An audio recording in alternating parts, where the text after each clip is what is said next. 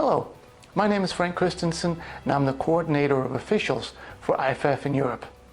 Today we're looking at ineligibles downfield on forward pass. So first we'll look at some offensive linemen and we'll look at how the timing of the play affect the quality of the call that we make. And then we're going to move on to some tight ends that are or are not covered up by the receivers. But before we get to the actual plays, let's have a look at what the rulebook and the MOFO have to say on this topic. In the rulebook, we go to 7.3.10, ineligible receiver downfield, which goes, no originally ineligible receiver shall be or have been more than 3 yards beyond the neutral zone until a forward passer throws a legal forward pass that crosses the neutral zone. A player is in violation of this rule if any part of his body is beyond the 3-yard limit. And the exception is if the passer is illegally throwing the ball away and the ball lands near or beyond the sideline. In the MOFO, we go to 3.4.7. A. Call it only if it is conspicuous. B. An ineligible receiver must be clearly more than 3 yards downfield at the time the pass is thrown. Don't be picky if the player is just at 3 yards.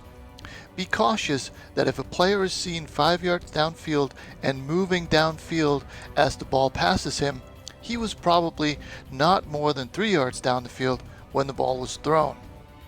C. If a lineman blocks downfield, call it as ineligible downfield unless he goes far enough to block a linebacker or defensive back in pass coverage, in which case call it as offensive pass interference. D. Only regard a wide receiver as covering a tight end on the line of scrimmage if there is no stagger between their alignments. If in doubt, the tight end is not covered up. E. Don't call it if the offense is legally throwing the ball beyond the neutral zone to save a loss of yardage. And finally, F.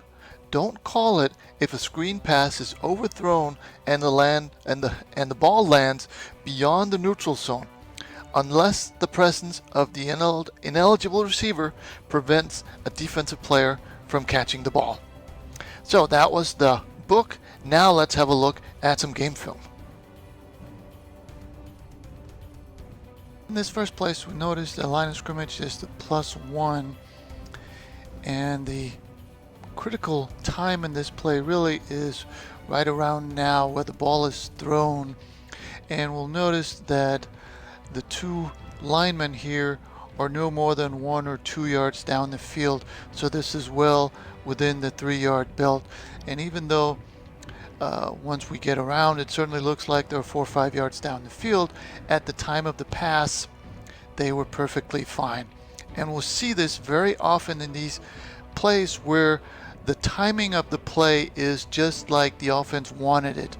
It is timed so that the pass is quick, which allows for the O-line to block downfield because they won't have time to go further downfield than is legal as long as the timing is correct. So here is a good no call. On this play, the line of scrimmage is the 35, and again the critical split second is right now when the ball is thrown, and we'll notice the lineman is only marginally 2 yards down the field. Again, because the timing of the play was the way the offense wanted it. So even though it looks bad, when the ball is thrown, the linemen are no more than 2 yards down the field. Here the line of scrimmage is the -1, and we're looking at the guard pulling from the other side, 71 there. And again, it looks really bad, but if we freeze it at the point of the pass right there, 71 is not even beyond the line of scrimmage. He is in the backfield. So even though by the time the ball is caught, he is 4.5 yards down the field, by the time we look at it, he is well down the field at the point of the pass. And again, because the pass followed the planned timing, 7-1 is well within the rules. So again, good no call. Line of scrimmage is the -1. So here again we have offensive linemen down the field, but if we look at the pass is thrown right now, and these linemen are maybe 2.5 yards beyond the line of scrimmage, so well within the rule. And another thing is, if we look at the pass, where the pass is first touched is right there, which is right at the line of scrimmage. And remember, the rule says for ineligible downfield we have to have a forward pass that crosses the line of scrimmage. So here, not only do we not have ineligibles downfield, we also do not have a pass that is untouched before it crosses the line of scrimmage. And unfortunately, we do have a flag on the ground, but there are actually 2 reasons why we should not have ineligibles downfield on this play. In this play, you'll notice that the timing of the offense is screwed up, and see, the quarterback has to wait before he throws the ball, and that is what enables the offensive lineman to become ineligible downfield. Because if the quarterback had been able to throw the ball here as he originally wanted to, the lineman would have only been 1 yard down the field. But because he has to do that before he can throw the ball, now we've got linemen down the field, and this one is even a lineman who is almost 10 yards down the field. So whenever we have a situation like this where the timing of the offense is disturbed, that is where we get the real ineligible down the field. This play is supposed to be a screen to the running back. As you can see here, the running back is turning around and the quarterback wants to throw there, but he can't. And that's probably why this guy is already down the field, because it was supposed to be a screen. Now the quarterback has to scramble around and he ends up throwing the ball down the field. Well, 54 is still way down the field, and again, the whole problem arises because the timing of the play is disrupted, so that the offensive linemen have time to go illegally down the field, so correctly called for ineligible. Here's the last example of a messed up offensive play. You'll notice that the quarterback was supposed to throw the ball here, but because he can't, he's flushed out of the pocket. Now 75 is way down the field, and the quarterback still has the ball. And even though 75 realizes that he can't be up there now, and he tries to make it back, by the time the ball is thrown, he's actually back at close to the line of scrimmage. That is still ineligible downfield, because remember, the rule says that linemen that are beyond or have been beyond. But again, it all starts because the quarterback can't throw the ball when he wanted to. Now he's forced to go outside, giving, in this case, A75 time to move too far down the field.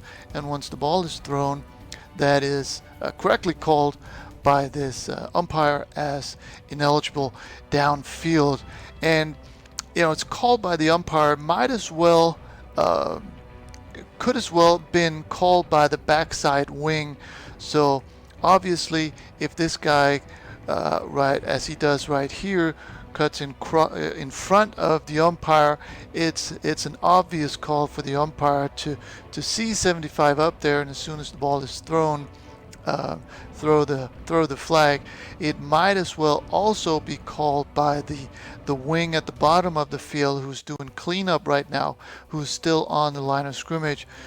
So for that backside wing, it's just as easy to pick up those linemen down the field, where this wing up here will be focusing in on the quarterback, on the pass, on any action relating to the quarterback, and if the quarterback is close to the line of scrimmage, that is also his focus. But again, it's not just an umpire call. It can just as well be the wings who will be asked to make this call.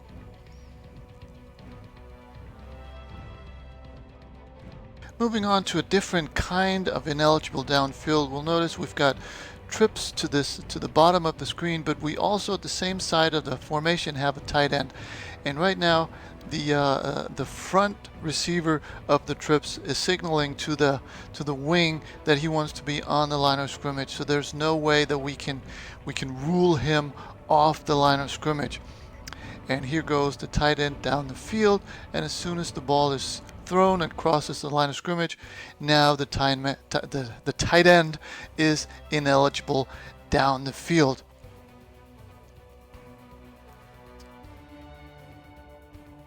Compare the previous formation to this formation where we also have a tight end, and here the receiver at the bottom here actually indicates that he wants to be off the line of scrimmage, in which case we let him. Now technically the tight end is not the outermost player on the line of scrimmage. I mean, these two receivers are not in the backfield, but if they want to be, we are going to let them be in the backfield. So just like the mofo says, we are not going to split hairs here, and we're going to make the formation legal and make the tight end be the end of the line whenever possible. And when the receiver here, A15, indicates that he wants to be in the backfield, we're going to say that he is in the backfield. So even though all three receivers go downfield and we have a pass that crosses the line of scrimmage, the tight end was legally downfield. In this final play, we're looking at the trips at the top of the screen. We've got a tight end, and you'll notice the inside, or the middle trips is actually indicating to the outside guy that he needs to get off the line of scrimmage, which he is not. And he even indicates to the wing out there that he wants to be on the line of scrimmage. And when that happens, it's very, very difficult for us to be lenient and for us to make the formation legal. So this receiver wanted to be on the line. Both he and the tight end go down the field. The pass goes across the line of scrimmage. So this is an ineligible downfield by the tight end. Unfortunately, not called, but it should have here. And that was the training tape. I hope you found something you can use on the field.